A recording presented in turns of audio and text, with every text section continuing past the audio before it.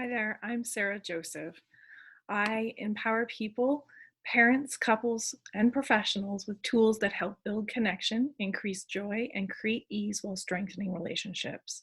Today, I wanted to take a moment to talk about your window of tolerance and um, how you can support yourself when you feel it closing.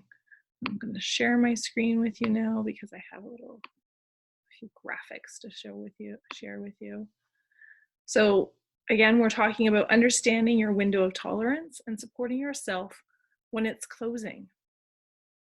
So our window of tolerance is basically just our ability to cope with stressful events. Now, normally, when you're taking care of yourself, when you've had a good sleep, when you're eating properly, when you're exercising and taking care of yourself with self-care, you have probably a quite a large optimal functioning range, which means that your window is open quite wide and you can handle a great deal of stress coming your way. So for instance, imagine that you got out of bed in the morning and as your day is starting, you realize that your alarm didn't go off and you got out of bed late. And then you can't find your keys when you're leaving the house. And then you get stuck in traffic. And then you get to the office, finally arrive a little bit late and you're rushing in and you spill coffee all over your white shirt. So as these things are happening, you're dealing with them. It's stressful. It might be making you feel frustrated or angry or challenged, but you're dealing with these obstacles, these challenges as they're coming up. You're managing the stress and you're getting through it. So however, as it's happening, your window of tolerance is closing, right? Because all these things are happening and they're taking up some of your resources. So now, by the end of the day, you might walk into your house and your window has closed almost completely, right?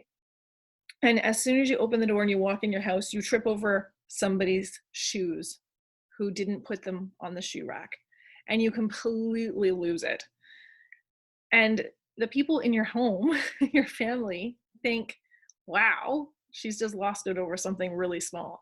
But the truth is that shoe that you tripped over was the straw that broke the camel's back, right? You had had all this stress piling up all day long, all day long, all day long. And then the last thing that happened just kind of made you blow it, right? You lost it at that point.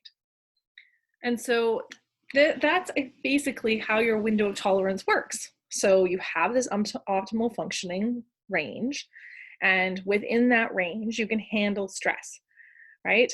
But once the stress starts piling on, your optimal functioning starts reducing to the point where you just can't handle any more stress and you blow it. So when we lose our temper, when we lose it, we often have some signs before that happens, right? And that might be in this be careful zone. So you might start recognizing some signs of distress in yourself, like you're having difficulty functioning or you're on the verge of tears. I often notice that my self-talk changes. So I start having defeating self-talk, like really judgmental on myself, or talking myself into like negative stuff, saying I can't handle this, I'm gonna lose it. Right? You might also notice some people go into more of the fight or flight, into the fight reaction, where some people go into the flight reaction, which would be the withdrawing of emotions, right? You're just shutting it all down. And both of those are be careful zones. Okay. And so when you hit your be careful zone, it's a really good opportunity to take a break before you hit your extreme distress zone, where you would be into your fight or flight. Okay. So what I like to work on with people in my counseling sessions is that be careful zone, recognizing it within yourself. What are the signs that you feel? What does it feel like in your body? What is the self-talk going on, right? What emotions do you feel?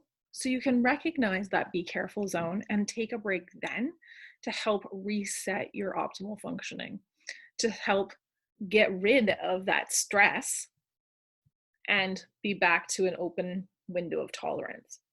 Now, as I said, when the stress keeps piling on, our window of tolerance starts shutting, right? And the only way to get it back open is to really reset it. And so in order to reset it, we need to be able to catch it, right? We need to catch it and be able to take care of ourselves. So when we're in that hyper arousal or hypo arousal, so your fight, flight, or freeze, when we're in those distress responses, we're not in our optimal functioning range, and we have a hard time dealing with stress or dealing with anything really. And so we can't cope at that point. So it's the best time to take a break. And if you're dealing with somebody else, let them take a break, right? If it's somebody else who's having the meltdown or their window, you can recognize that their window of tolerance is closing. It's helpful to let them take a break and then re-engage them afterwards. Just like for yourself, it's helpful to take a break and then re-engage later. So right now, with what's going on in the world, with a pandemic happening, it is normal to have a smaller window of tolerance because there is added stress on your plate, okay? So because you might be stressed about the pandemic, about educating your children at home, about having to work and take care of your kids at home because they are not going to school, about finances because you're not working, all of these things add up and are not helping our window of tolerance stay open.